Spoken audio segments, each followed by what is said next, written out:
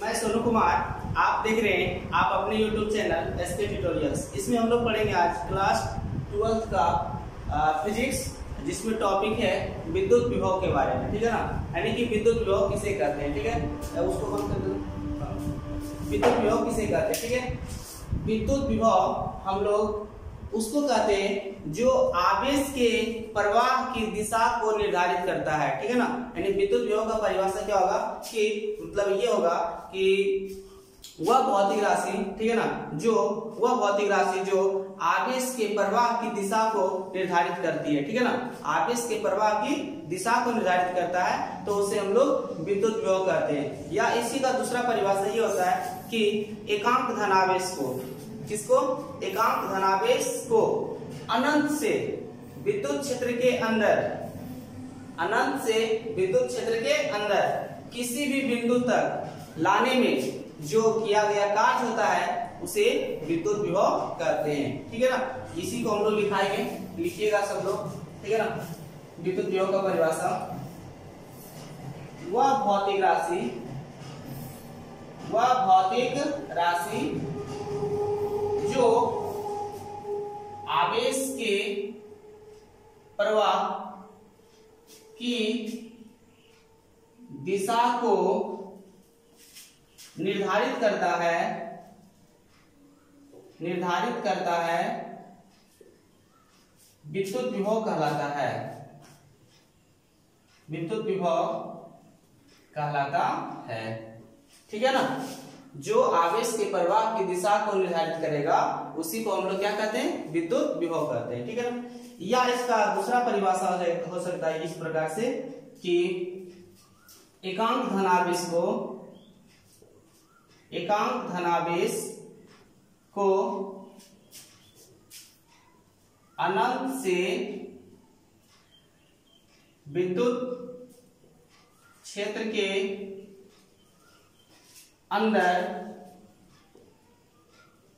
के अंदर किसी भी बिंदु तक लाने में किया गया कार्य विद्युत विभव कहलाता है। ठीक है ना, इसे भी द्वारा सूचित किया जाता है। ठीक है, क्या बताएं कि एकांक धनावेश को, सपोज मान लीजिए कि यहाँ पे कोई एकांक धनावेश है। ठीक है ना, इसको इस विद्युत क्षेत्र के अंदर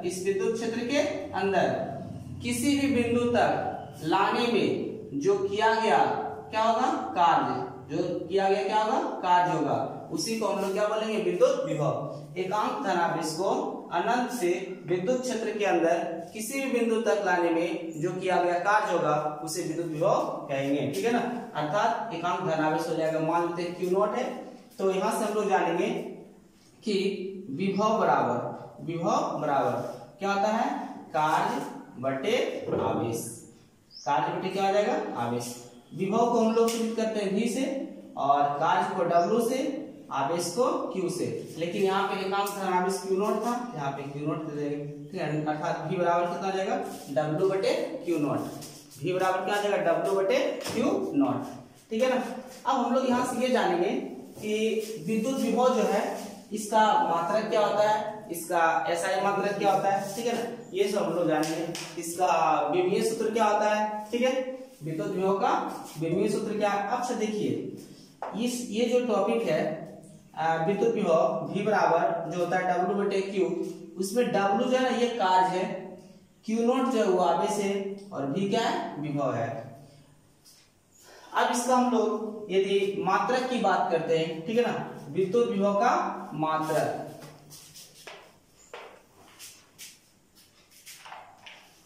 विद्युत विभव का SI मात्रक। देखिए हम लोग जानते हैं कि V बराबर होता है W बटे Q, तो W क्या है, कार्य है। W क्या है, कार्य है। कार्य का मात्रक क्या होता है, जूल होता है। क्या होता है, जूल।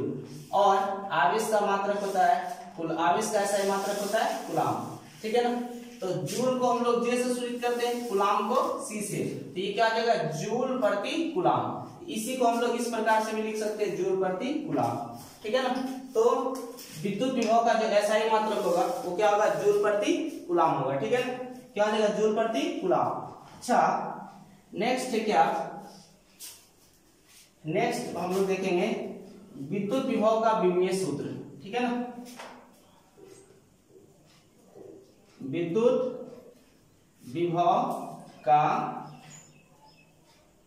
विमीय सूत्र, ये भी इंपॉर्टेंट है, विद्युत विभव का विमीय सूत्र पूछता है, ठीक है ना। देखिए हम लोग जानते हैं कि विद्युत विभव का जब विमीय सूत्र निकालेंगे तो विभव बराबर हो जाएगा क्या, कार्य बटे आवेश। तो हम लोग जानेंगे क्या कि कार्य का विमीय सूत्र क्या होता है। अगर कार्य का विमीय सूत्र नहीं पता है तो हम लोग जानते हैं कि कार्य बराबर होता है बल गुने विस्थापन।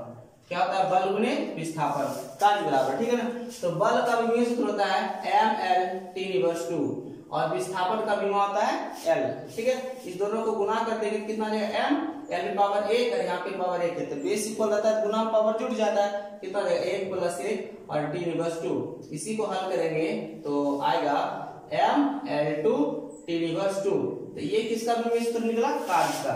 तो यहाँ पे हम लोग कार्य का विमीय सूत्र लिखेंगे तो इसका आ जाएगा mL/T⁻², mL/T⁻², कार्य का विमीय सूत्र हो गया। और आवेश का विमीय सूत्र होता है, देखिए आवेश बराबर सूत्र होता है क्या, धारा गुना समय, ठीक है। धारा गुना समय मतलब विद्युत धारा गुना समय। विद्युत धारा का विमीय सूत्र होता है A, समय का विमीय सूत्र होता है T, तो दोनों को गुना करेंगे क्या जाएगा AT, क्या आ जाएगा AT। तो हम लोग जानेंगे कि आवेश का जो विमीय सूत्र होता है वो होता है AT, ठीक है ना।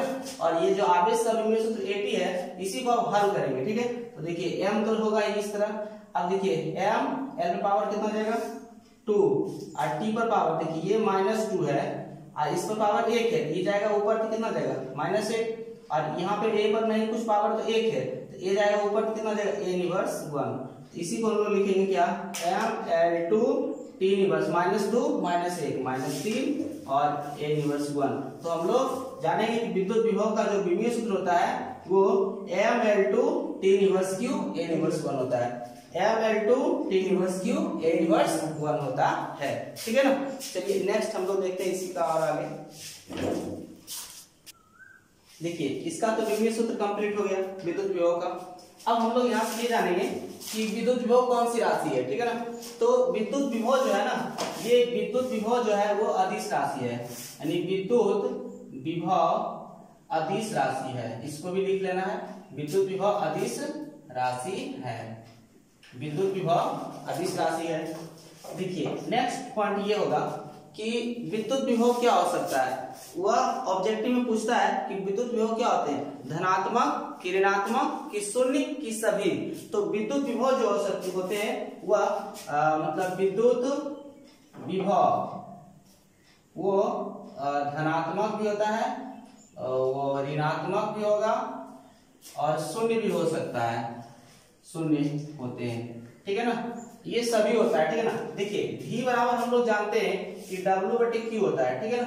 V बराबर W/Q होता है। तो का जो ये W है ना, कार्य जो है, कार्य वह कार्य जो है वह पॉजिटिव भी हो सकता है, निगेटिव भी हो सकता है और जीरो भी हो सकता है, मतलब कि वह शून्य भी हो सकता है। इसीलिए विभव भी धनात्मक, ऋणात्मक, शून्य कुछ भी हो सकता है, ठीक है। इस टॉपिक को हम लोग देखिए। नेक्स्ट देखते हैं,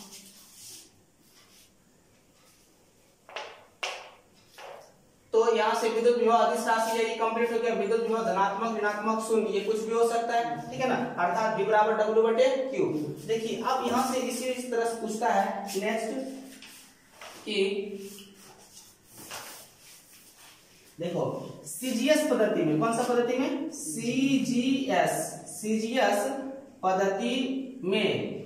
CGS पद्धति में विद्युत विभव का मात्रक, ठीक है ना।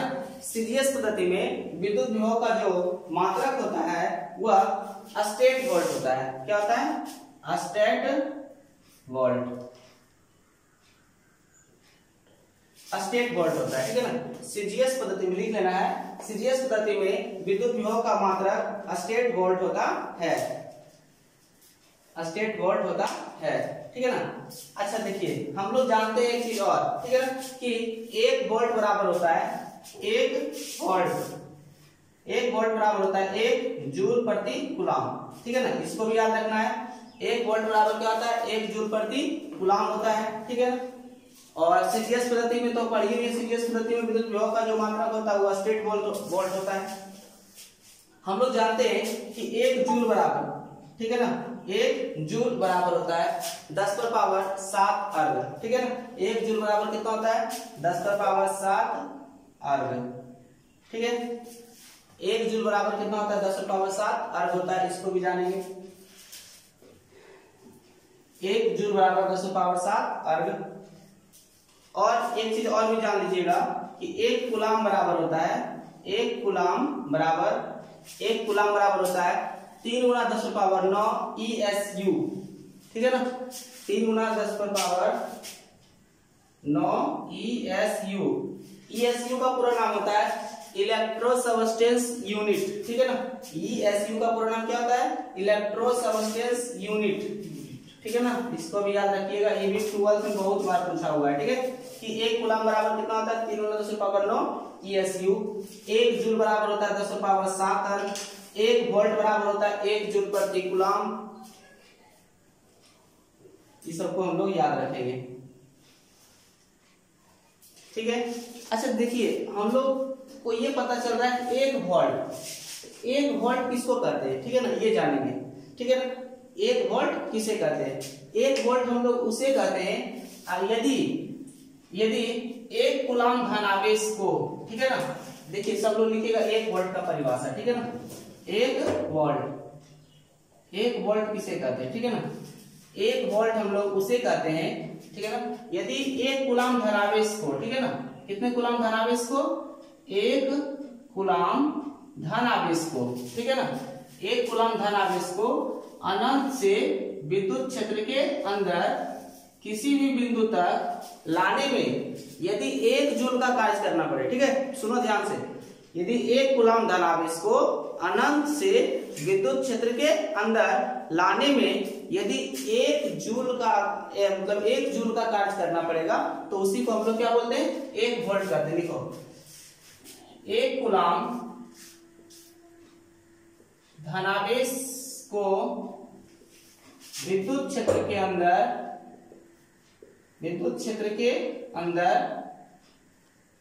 लाने में 1 कूलम धनावेश को विद्युत क्षेत्र के अंदर लाने में यदि 1 जूल का कार्य करना पड़े तो वह 1 वोल्ट कहलाता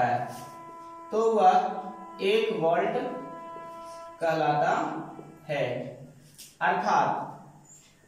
अर्थात देखिए 1 वोल्ट बराबर क्या आ जाएगा, अर्थात 1 वोल्ट बराबर क्या आ जाएगा 1 जूल बटे 1 कूलम, ये हो जाएगा।